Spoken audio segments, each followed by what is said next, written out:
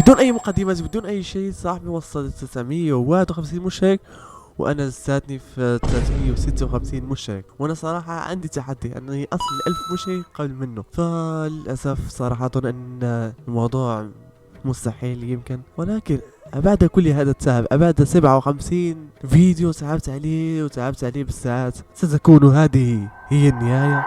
لا والله. تحسبني راح استسلم بهذه السهولة؟ لا والله. فأغلب مشاهداتي نوعا ما تصل ال1000 مشاهدة إلى آخره. ناخذ سبيل المثال هذا الفيديو الطويل، لو اشترك 60% من هذا الفيديو، لو وصلنا ل1000 مشترك قبل مدة كمان، سنأخذها بحسبة بسيطة جدا. أنا أغلب المرات أجيب 1000 مشاهدة.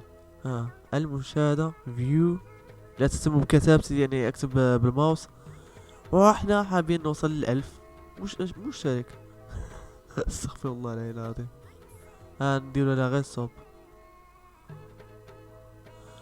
فالصراحة اللي احتاج من هذا ال1000 هم 649 مشترك. فبكل بساطة لو اشترك 1000 اسمته 649، وهذا العدد بسيط جدا بالنسبة لبعض اليوتيوبرز يجيبونه في ثانية. فأي شخص يشاهد هذا المقطع يعمل لايك يعمل اشتراك، حابين نوصل ل1000 مشترك في أسرع وقت ممكن، لكي تصموا الوجه، كي على الأقل تصموا الفرحة على وجهي يعني.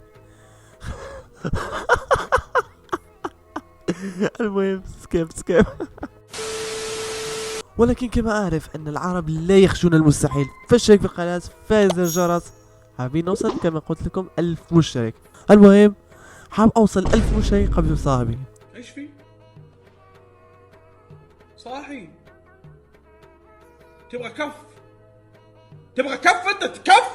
هذا الفيديو ما راح يكون فيه مونتاج او شيء من القبيل، بل فقط يكون تقطيع بسيط وراح انشره على القناة مباشرة.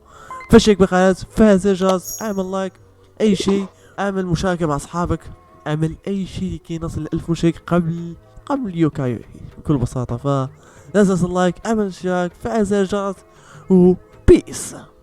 ايش حيش طلي تويس ميوبسيس ايش حيش طلي تويس ميوبس.